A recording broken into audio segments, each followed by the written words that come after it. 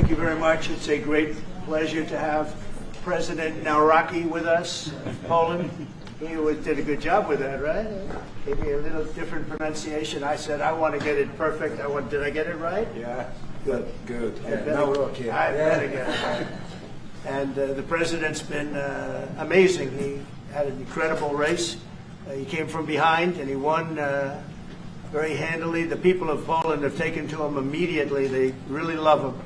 There's great love and respect. He's a very successful man, but he went into a political hatchet, so to speak. It was a pretty tough race, pretty nasty race, and he beat them all, and he beat them all very easily. And now he's become even more popular as they got to know him and know him better. He's doing a really fantastic job. So it's an honor to.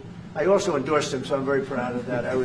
I don't endorse too many people, but I endorsed him, and I was very proud of that, the job he's done. I want to thank Vince Haley for that recommendation. Vince was fantastic, and I appreciate it.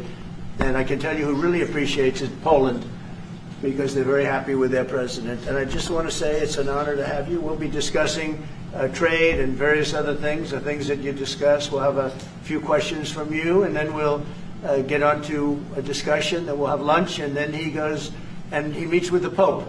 And that'll be very exciting. And say hello to the Pope for me. Yeah, okay? I will. Thank you very much for being here. Thank you very much, Mr. President. Thank you very much, and I would like to express my gratitude for your invitation. Only after 1 month from my sworn and from celebration for my inauguration, it means that Polish-American relations are very important, very strong. I think that we have so strong relations that we have never had, and it's very important for me. Our relations are based, of course, on the values. Right. Thank you very much for your support, for your endorsement during my very hard campaign. I remember it, and I'm very grateful for your support. It was the fight me against others, so your support was very important, and the support of Polish people, Polish diaspora in United States of America. We have almost more than 10 million people here, and they voted for Donald Trump. They voted for me. Yeah, and in vast majority they voted also for me, so I would like to say hello to Polish diaspora in United States of America. Those relations for me, for Poland, for Poles, are very important with United States of America, and they are based on values: independence, sovereignty, democracy. And I think, Mr. President, that those values are epitomized by our common heroes. Yes. Kazimierz Pułaski and Tadeusz Kościuszko. So That's right. thank you very much, and I hope it will be very fruitful discussion around the energy, around the economy and military service. Yeah. And the flyover was very much in honor of your great pilot who just passed away recently, who was a legend in Poland. You might want to say something about him. Yes, of course, it was a terrific accident in Poland. Thank you for this gesture that F-35 opened our meeting. Major Krakowian was one of the best Polish pilots, well-honed Polish pilots, and he died. He lost 2 children, so it was a great tragedy. He was a legend in Poland, actually, a legend as a pilot. He was an incredible pilot, and I think he went to the Air Force Academy, actually. But he was a fantastic pilot, and it was a big setback. The people of Poland are very, very sad. So we thought we'd do that. That was the single plane that swooped up. And machines, American machines, opened our meeting. It was great, and we are waiting for 32 F-35s in Poland. So it also shows that we have great relations according to the best military equipment on the world, American equipment, which build Polish security too. Well, Poland, we've had a tremendous relationship. I think now it's better than ever because of this relationship. It's a little special because we fought together. But we've always been very good, and we have some wonderful people, as you know. Duda, my friend, he's a good man and still a big fan of yours, very much so. So it's a great honor, and we're going to talk about trade. We'll talk about some other things. We'll take a couple of questions from the media. President Trump, will American soldiers remain in Poland?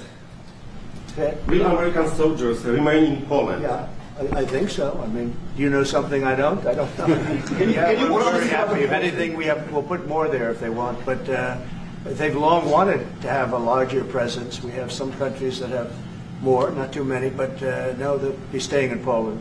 We're very much aligned with Poland. We saw a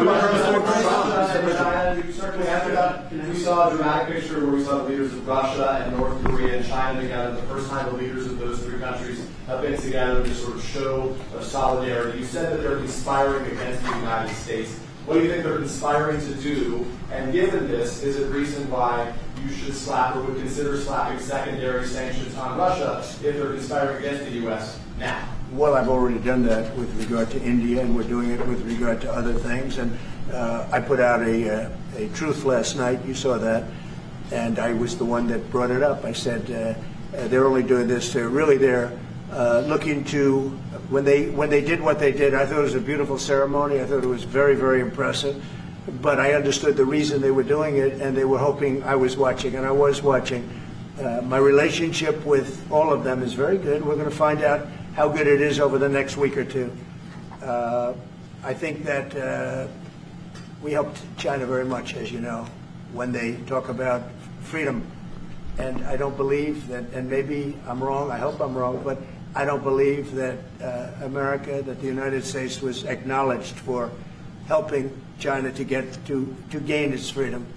But perhaps I was just that was a sleight of hand. I mean, I was very surprised. I watched the speech last night. President Xi's a friend of mine, but I thought that the United States should have been mentioned last night during that speech because we helped China very, very much. They should have invited you, Mr. President. Do you think they should have invited you? You've expressed many times your frustration and disappointment with Putin, but there's no action since you took your office. Don't you worry that? How do you know there's no action? But don't you worry? Wait. What actions did you have you taken? I'm with Polish radio. Okay. How do you know there's no action? Would you say that putting secondary sanctions on India, the largest purchaser outside of China, they're almost equal? Would you say there was no action? That cost hundreds of billions of dollars to Russia. You call that no action? And I haven't done phase 2 yet or phase 3. But when you say there's no action, I think you ought to get yourself a new job, because if you remember, 2 weeks ago I said, if India buys, India's got big problems, and that's what happened. So don't tell me about that. What is your message to Putin? President, right now, there have been survivors of Jeffrey Epstein speaking at a press conference on Capitol Hill. They're calling for these case files, these documents to be released. And Thomas Massey, who is sponsoring a discharge petition to get the House to vote on releasing those documents, says he doesn't believe you're implicated in these files, but many of your friends and donors may be, and he says that's why the Justice Department is redacting them and slow-walking the release. Is the Justice Department protecting any friends or donors, sir? So this is a Democrat hoax that never ends. You know, it reminds me a little of the Kennedy situation. We gave him everything over and over again, more and more and more, and nobody's ever satisfied. From what I understand, I could check, but from what I understand, thousands of pages of documents have been given. But it's really a Democrat hoax, because they're trying to get people to talk about something that's totally irrelevant to the success that we've had as a nation since I've been president. Even if you look at D.C. right now, D.C., it's a totally safe zone. It's called a safe zone. That's a term. It's a term of art. It's a safe zone because it's very safe. You can walk down the street now and nothing's going to happen. No crime, no murders, no nothing. Because we had a lot of problems with certain places, and we still do. All run by Democrats, or for the most part run by Democrats. So what they're trying to do with the Epstein hoax is get people to talk about that instead of speaking about the tremendous success, like ending 7 wars. I ended 7 wars. Nobody's going to talk about, because they're going to talk about the Epstein, whatever. I understand that we were subpoenaed to give files, and I understand we've given thousands of pages of files. And I know that no matter what you do, it's going to keep going. And I think it's enough, because I think we should talk about the greatness of our country and the success that we're having. I think we're probably having, according to what I read, even from two people in this room, we're having the most successful 8 months of any president ever. And that's what I want to talk about. That's what we should be talking about, not the Epstein hoax. When are you going to make a decision on Ukraine, Mr. President? What is your message to Putin? What is your message to Putin? I have no message to President Putin. He knows where I stand, and he'll make a decision one way or the other. Whatever his decision is, we'll either be happy about it or unhappy. And if we're unhappy about it, you'll see things happen. Just a question on Venezuela. Can you give us a sense of what the U.S. policy or what you're trying to achieve with the aircraft carriers, or the boats, I should say, in near Venezuela, and also the boat that you mentioned yesterday where 11 people were killed? What was found on that boat, and why were the men killed instead of taken into On the custody? boat, you had massive amounts of drugs. We have tapes of them speaking. There was massive amounts of drugs coming into our country to kill a lot of people. And everybody fully understands that. In fact, you see it. You see the bags of drugs all over the boat. And they were hit. Obviously, they won't be doing it again. And I think a lot of other people won't be doing it again when they watch that tape. They're going to say, let's not do this. We have to protect our country, and we're going to. Venezuela's been a very bad actor. They've been, as you know, they've been sending millions of people into our country, many of them Tren de Aragua, some of the worst gangs, some of the worst people anywhere in the world in terms of gangs. And we had some in Washington, D.C. We took care of them very quickly, but they're out of here. They've gone. But Venezuela's been very bad, both in terms of drugs and sending some of the worst criminals anywhere in the world into our country. They emptied out, you don't know this, but they emptied out their prisons in Venezuela, and they emptied them out into the United States of America. And that's part of the problem we have. We're getting them out. We're getting them out rapidly, but it's caused a tremendous problem. And Pete and all of the people that are working very hard to rectify the stupidity of the Biden administration, allowing these people to pour into our country with open borders. We are paying a big price as a country for the incompetence of the Biden administration. But think of it, opened up prisons, drug dealers, drug lords, everything coming out of Venezuela, they said, and we said, we're not going to put up with it anymore. So Venezuela has been one of the worst actors in the whole group, and we have a group of pretty bad actors. Are you wanting to force Maduro on? Go ahead. Yeah, thank you, Mr. President. At the end of this month, the government or the Congress has to pass a budget. Do you think we can avoid a government shutdown? Yeah, I do. I think the Republicans will vote for an extension. We won't have any Democrat votes. We could give the greatest budget ever. Tax cut of 50%, everybody taken care of, perfect for women, perfect for men, perfect for minorities, perfect for everything, and we wouldn't get one vote for the Democrats because they've lost their mind.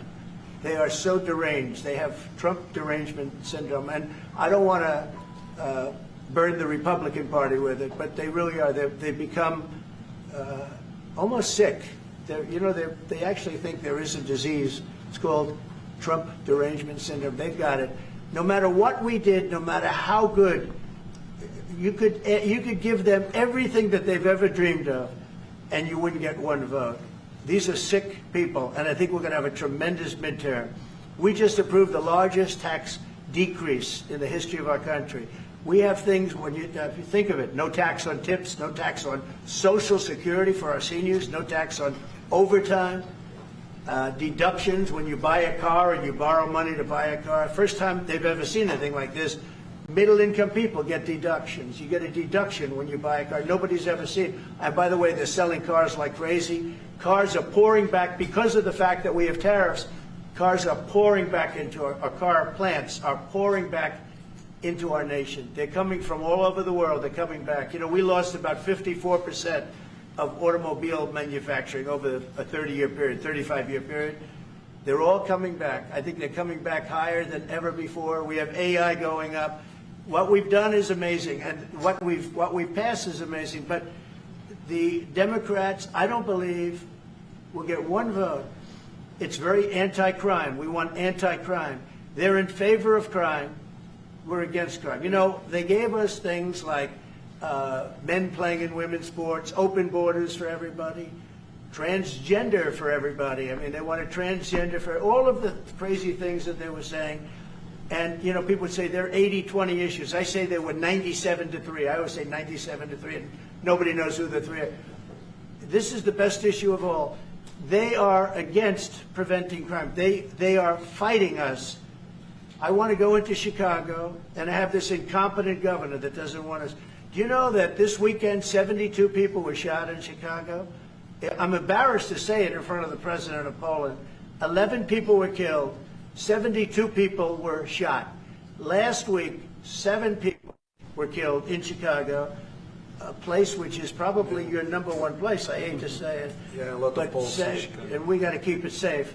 But 7 people were killed. The week before that, 5 people were killed, and 21 people were shot. This is in 3 weeks. So in 3 weeks, I lost almost 35 people were killed. It could have been stopped. If you look at Washington, D.C., 3 weeks ago, it was the same or worse. And now it's considered a totally safe zone. Restaurants are open. They're bustling. Restaurants, you have to see, restaurants were dying. Nobody wanted to go out. They didn't want to be attacked. They didn't want to be mugged. They didn't want to be attacked even in the restaurant. And you take a look at what's happened. Friends of mine that haven't gone to a restaurant in 4 years, one of them went out 5 times in the last 2 weeks to a restaurant with his family. They feel totally safe. Washington, D.C. is a totally safe city. You're not reporting any crime because there is none. They said crime is down 87%, and I said, no, it's not. It's down 100%. We have a great thing going. I could do that with Chicago. We could do that with New York. We could do it with Los Angeles. So we're making a determination now. Do we go to Chicago, or do we go to a place like New Orleans, where we have a great governor, Jeff Landry, who wants us to come in and straighten out a very nice section of this country that's become quite tough, quite bad. So we're going to be going to maybe Louisiana, and you have New Orleans, which has a crime problem. We'll straighten that out in about 2 weeks. It'll take us 2 weeks, easier than D.C. But we could straighten out Chicago. All they have to do is ask us to go into Chicago if we don't have the support of some of these politicians. But I'll tell you who is supporting us, the people of Chicago.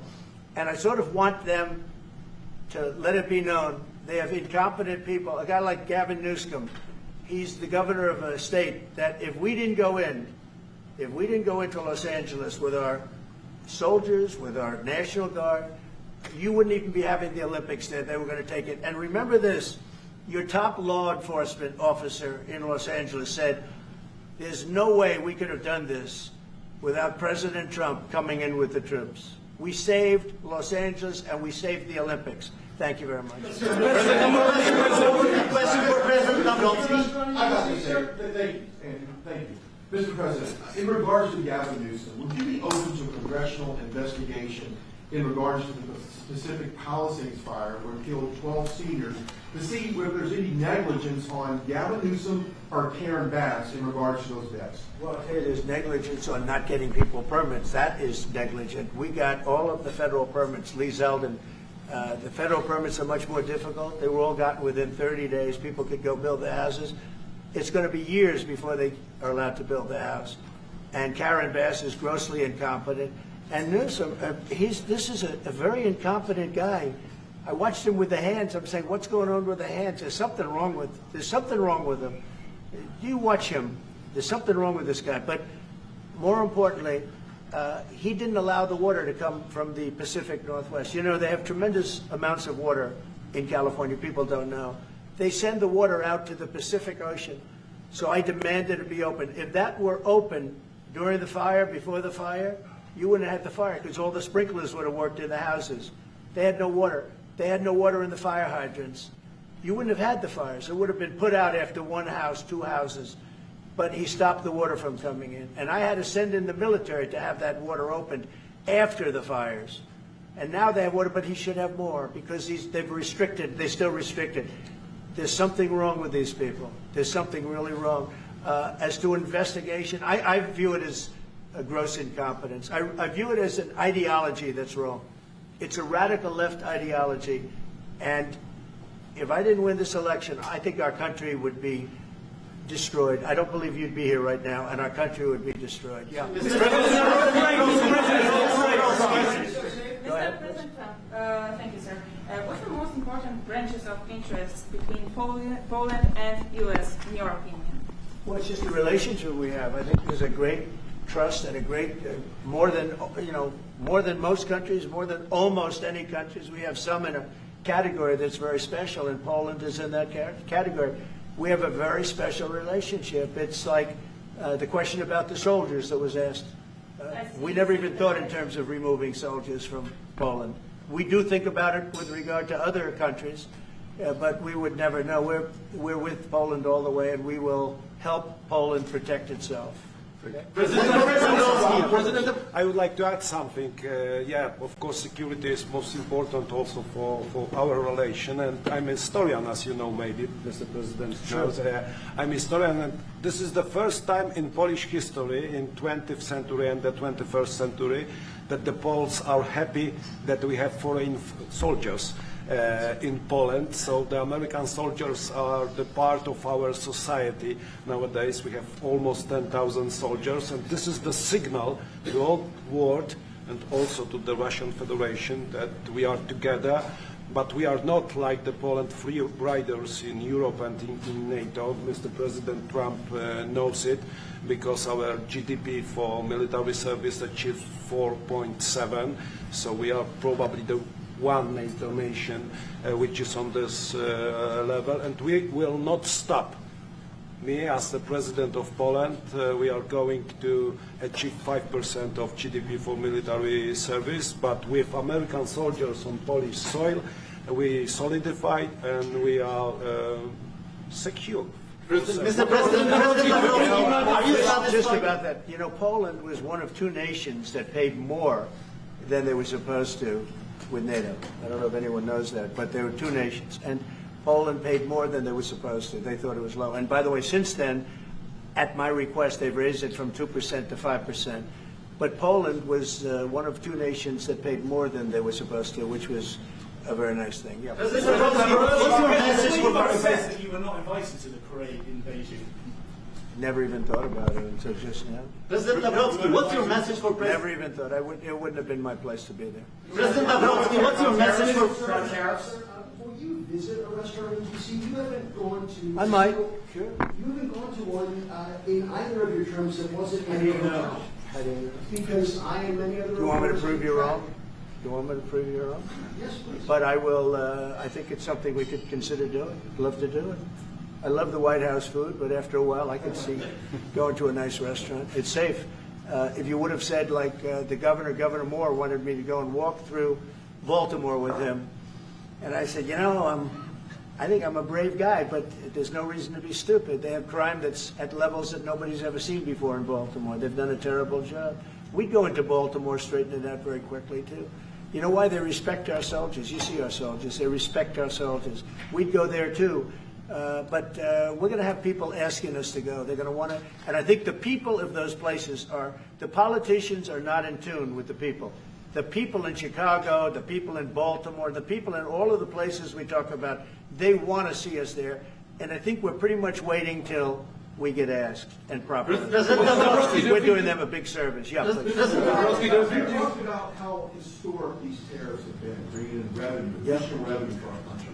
You've also mentioned before they could possibly replace federal income tax. Possible. Do you think that's Someday it's possible. It used to be. So if you go back to 1913 is when they ended tariffs. We were the richest ever from 1850. It was all tariffs. We didn't have income taxes. From 1850 to 1913. In the 1887s, about 1887, they had the Great National Tariff Act. And it was a group of people that got together because our country was so rich, they didn't know what to do with the money. We had so much money, they didn't know what to do. It was a group of very prominent people that were set up to hand out money to everybody because we were the richest we ever were. Proportionately, we were in 1887, around that time, even in 1913. We ended them in 1913. How did that work out? And then we went to the income tax system, and then we had the Depression. And by the way, a lot of people try and say that, tariffs with the Depression. No, they ended in 1913 and then we went to income tax, and then in 1929 you had the Depression. They did try and bring it back in 1931-32, but the Depression had long started, and this poor, beautiful nation was gone. It was gone. We suffered for 25 years. It took 25, 30 years to really recover from the Depression. And we don't ever want to see that happen again. The tariffs are vital to the success of this country. When I say I ended 7 wars, at least half of those wars were ended because of the power of tariffs. I was able to say, well, we're not doing any business with you, or if you're going to war, we're putting a big tariff on you.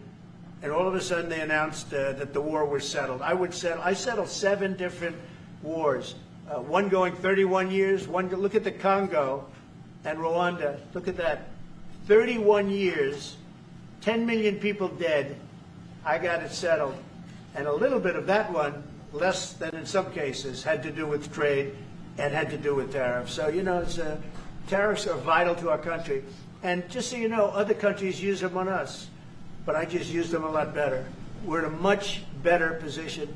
We have trillions of dollars coming into our country. If we didn't have tariffs, we would be a very poor nation, and we would be taken advantage of by every other nation in the world, friend and foe. We're not going to let that happen. And we have a very, very big case in the Supreme Court. I can only say this.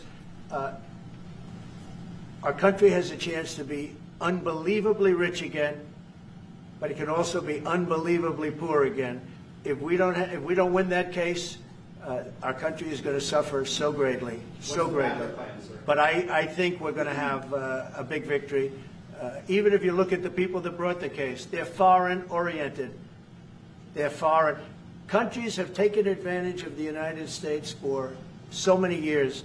And I started with China. You know, last term, I took in hundreds of billions of dollars in tariffs from China. But when COVID came, the last thing I was going to do is we're going to tariff France and Italy and, you know, others, Spain, when they were doing so badly. But now we made a deal with the European Union where they're paying us almost $1 trillion, and they're happy to do it. You know what? They're happy. It's done. These deals are all done.